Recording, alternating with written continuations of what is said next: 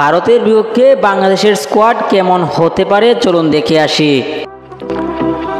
চলতি এই মাসে ভারত সফর করবে বাংলাদেশ দল। সফরে দুই ফরম্যাটে খেলা রয়েছে, তবে দুই দল প্রথমে মুখোমুখি হবে টেস্ট ক্রিকেটে। ইতিমধ্যে বাংলাদেশের বিপক্ষে প্রথম টেস্টের জন্য 16 জন দল ঘোষণা করেছে ভারত। নিজেদের সর্বোচ্চ শক্তি নিয়ে টাইগারদের বিপক্ষে খেলবে ইন্ডিয়া। আসন্ন ঈদের জন্য অনুশীলন করছে বাংলাদেশ জাতীয় ক্রিকেটাররা, তবে এখন পর্যন্ত দল ঘোষণা করেনি বাংলাদেশ ক্রিকেট বোর্ড। তবে দল ঘোষণা নিয়ে একটি গণমাধ্যমকে বিসিবি এক নির্বাচক জানিয়েছেন, ভারতের বিপক্ষে টেস্ট সিরিজে স্কোয়াড অনেকটাই চূড়ান্ত হয়ে গিয়েছে। যেহেতু সর্বশেষ সিরিজে বাংলাদেশ ক্রিকেটাররা দুর্দান্ত পারফর্ম করেছে, তাই এই সিরিজে স্কোয়াডের তেমন পরিবর্তন দেখছি না।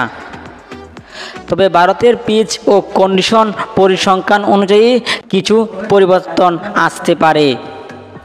যেমন সদ্য সমাপ্ত পাকিস্তান সিরিজে বাংলাদেশের হয়ে ওপেন করেছিলেন জাকির হাসান ও সাদমান ইসলাম।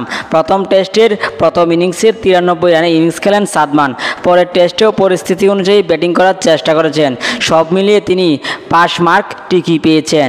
সাদমানের সঙ্গে জাকির হাসান প্রথম টেস্টে সুবিধা করতে পারেননি, তবে দ্বিতীয় টেস্টে আক্রমণাত্মক ইনিংস খেলে দলের জয়ের অবদান রেখেছিলেন। এই দুজনের সঙ্গে ব্যাকআপ হিসাবে থাকতে পারেন মাহমুদুল হাসান। অন্যদিকে দলের মিডল অর্ডারে সামলাবেন নাজমুল হোসেন শান্ত, মুমিনুল হক, মুশফিকুর রহিম, সাকিব আল হাসান। সাকিবের খেলা নিয়ে অনেক সংশয় থাকলেও তা এখন কেটে গিয়েছে। এই সিরিজে খেলার ব্যাপারে বিসিবিকে নিশ্চিত করেছে সাকিব। উইকেটকিপার হিসেবে থাকবেন লিটন দাস। সাকিবের সঙ্গে অলরাউন্ডার হিসেবে দেখা যাবে মেহেদী হাসান মিরাজকে। সাকিব মিরাজের সঙ্গে স্কোয়াডে বিশেষজ্ঞ স্পিনার থাকতে পারে 2 জন। সেক্ষেত্রে তাইজুল ইসলাম ও চয়েস, তার সঙ্গী হতে পারেন নাঈম ইসলাম।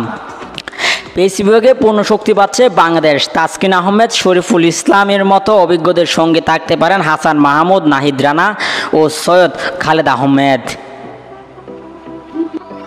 চলুন এখন দেখে আসি সমগ্র স্কোয়াডটি। নাজমুল হোসেন শান্ত, অধিনায়ক জাকির হাসান, মাহমুদুল হাসান জয়, সাদমান ইসলাম, লিটন কুমার দাস, মুশফিকুর রহিম, মুমিনুল হক, সাকিব আল হাসান, মেহেদী হাসান মিরাজ, তাইজুল ইসলাম, নাঈম হাসান, নাহিদ রানা, শরীফুল ইসলাম, হাসান মাহমুদ, তাসকিন আহমেদ ও সৈয়দ খালেদ আহমেদ।